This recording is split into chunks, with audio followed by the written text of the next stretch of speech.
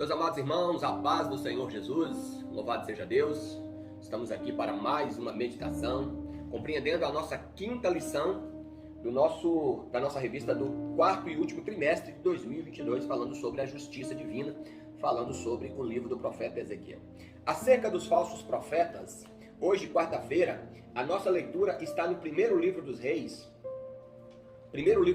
capítulo de número 22.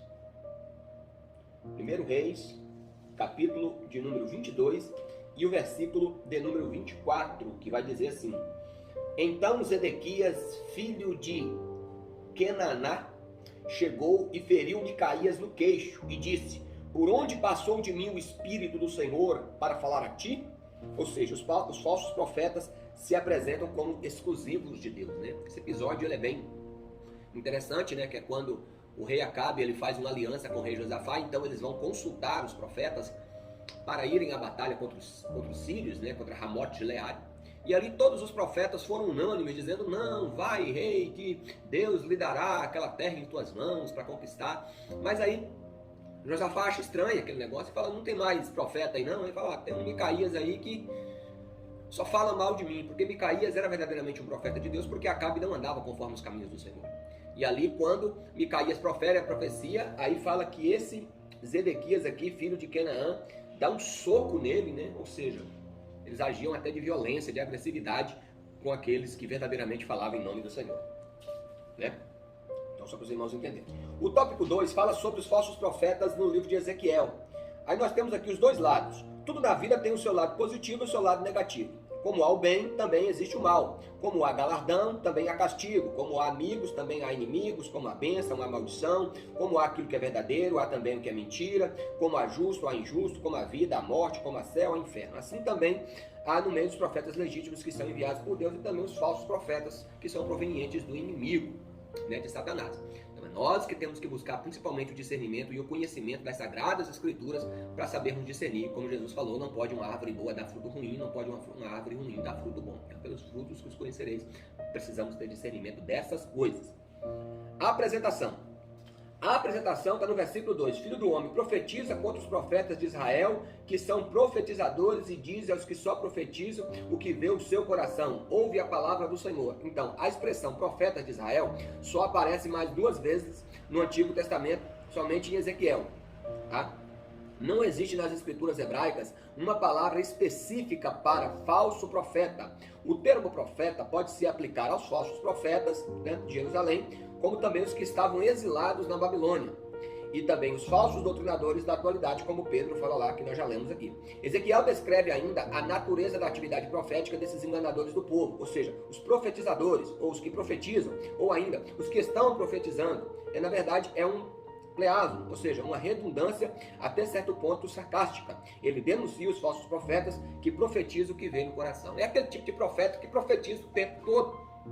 Hoje a gente vê acontecer isso também, como se a palavra de Deus não fosse suficiente. Eu não estou dizendo que eu não creio, sou pentecostal, creio na atualidade dos dons espirituais e creio sim em revelação, creio em profecia, mas tem que ter um discernimento, tem que ter uma medida.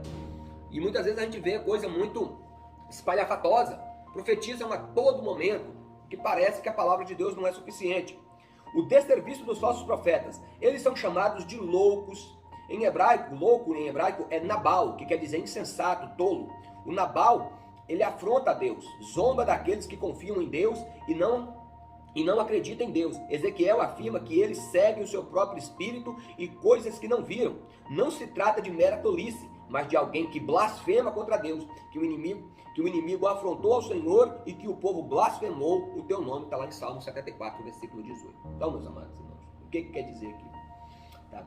São aquelas pessoas que ficam, né, profetizando e muitas vezes na vida dele não há nenhum resquício de temor a Deus, de verdadeiramente, né, entender se Deus verdadeiramente está falando.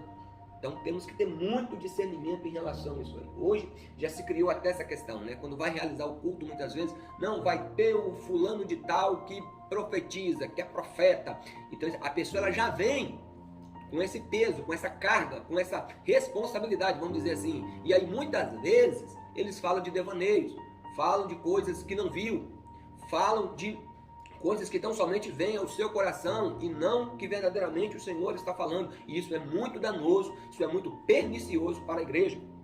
As raposas do deserto, é o que compara aqui, né, no versículo de número 4. Os teus profetas, ó Israel, são como raposas no deserto. Esse quadro é uma metáfora dos chacais em meio às ruínas das cidades e civilizações devastadas. Isso significa, na verdade, que eles estão sendo chamados de profetas chacais. Essa linguagem é uma demonstração do caráter destrutivo e do perigo que os falsos profetas representam à nação, e hoje também à igreja de Cristo. Jeremias apresenta um duro discurso contra eles em Jerusalém. Os israelitas caminhavam para a ruína, ao passo que eles deveriam se ajuntar aos profetas de Deus para ajudar a reparar a fenda na casa de Israel, que é o que está no versículo de número 5. Então, né, eles cooperavam ainda mais, os falsos profetas cooperavam ainda mais para a ruína do reino de Israel. Então os falsos profetas hoje também, eles não contribuem em nada para a edificação da igreja. Até porque a função da profecia na igreja é exortar, é consolar e edificar, conforme está lá em 1 Coríntios capítulo 14, versículo 3. Amém? Deus abençoe sua vida, Deus abençoe sua família, e amanhã nós retornaremos aqui com o nosso último tópico, sobre a geração das mensagens falsas. Amém? Deus abençoe, em nome de Jesus.